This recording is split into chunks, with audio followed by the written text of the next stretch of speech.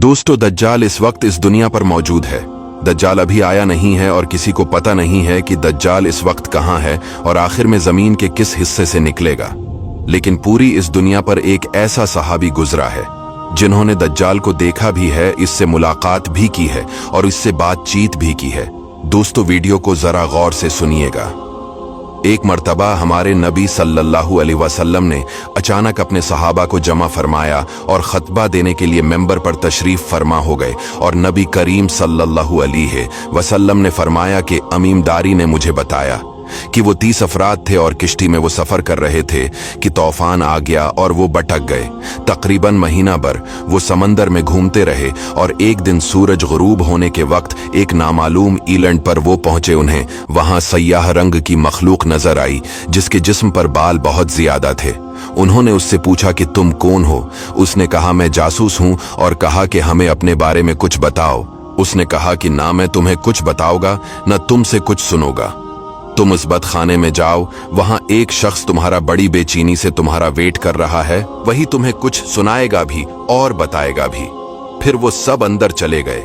वहां एक शख्स सख्ती से जंजीरों में झगड़ा हुआ था। उसने पूछा कि तुम लोग कौन हो और कहां से आए हो? उन्होंने बताया, शाम से आए हैं। उसने पूछा, अरब का क्या हाल है? और एक शख्स वहां पैदा होना था, उसका क्या हाल है? यानी हमारे नबी अलैहिस्सलाम के बारे में पूछा। सहाबा ने बताया कि वो अच्छे हाल में है। पहले तो उनकी मुखालफत हुई, लेकिन अब वो तमाम अरब पर वो गालिब हो गए हैं। ये सुनकर उस शख्स ने 3 चीखें मारी और बोला कि मैं दज्जाल हूं और कहता है अनकरीब में आजाद हो जाऊंगा और जमीन का चप्पा चप्पा में गुमूंगा और इसका कोई हिस्सा नहीं छोड़ूंगा सिवाय मदीना के, क्योंकि मुझे में वहां जाने की ताकत ना होगी। और एक रिवायत की रोशनी में ये बात भी कही जाती है कि दज्जाल को हजरत सुलेमान अलैहिस्सलाम ने कैद किया था। दज्जाल का फितना तारीख में एक बहुत बड़ा खतरनाक फितना है। दज्जाल का जो हलिया बताया गया है वो ये है कि दज्जाल एक जवान मर्द होगा, लंबा कद होगा, एक आंख से काना होगा और एक आंख खून आलूद हो गए।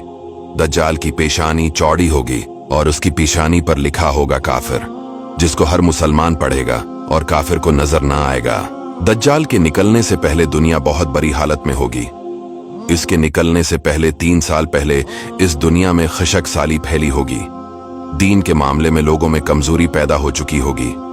तब दज्जाल ईस्ट साइड से अस्बहान या खुरासान शहर से निकलेगा और जमीन पर 40 दिन रहेगा, जिनमें से एक दिन 1 साल के बराबर होगा, दूसरा दिन महीने भर के बराबर होगा और तीसरे दिन हफ्ता के बराबर होगा। इस मद्दत में दज्जाल अपने गद्धे पर सवार होकर सारी दुनिया का चक्कर लगाएगा। दज्जाल के इन फितनों की वजह से अहले ईमान सख्त परेशान और तंगी के आलम में भागकर दुखान नामी पहाड़ में पनाह लिए हुए होंगे। लेकिन दज्जाल उनका पीछा करके पहाड़ का गैरा करेगा। तब अल्लाह पाक हजरत ईसा अलैहिस्सलाम को नाजिल फरमाएगा। जब हजरत ईसा अलैहिस्सलाम इस दुनिया में आ जाएंगे तो उनको देखते ही दज्जाल ऐसे मेल्ट होगा जैसे पानी में नमक मेल्ट होता है। आप अलैहिस्सलाम दज्जाल को मकाम लित पर कत्ल करेंगे और उसके फॉलोअर्स में से किसी को भी जिंदा नहीं छोड़ेगा। ये फितना बहुत शदीद होगा। नबी पाक अलैहिस्सलाम ने फरमाया कि जो सूरह कहफ की पहली 10 आयतें याद करेगा दज्जाल के फितने से महफूज रहेगा।